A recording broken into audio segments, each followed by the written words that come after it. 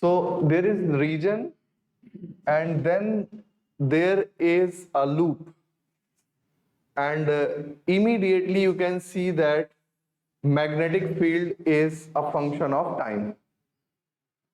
So you will write del cross E is equal to minus del B by del T. So you will write minus 0.4. Correct? And what you will do? Integral del cross E dot dA will be minus 0.54 integral dA. Correct?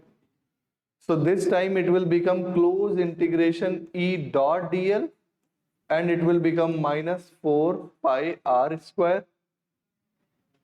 This will become E into 2 pi r 0.4 into pi r square. R cancel, pi cancel, and 2 and 0.2. So E is equal to 0.2 R. Okay? And what is value of R?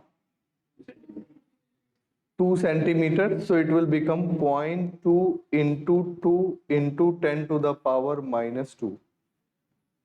So it will become 4 millivolt per meter. So this is the value of electric field. Okay.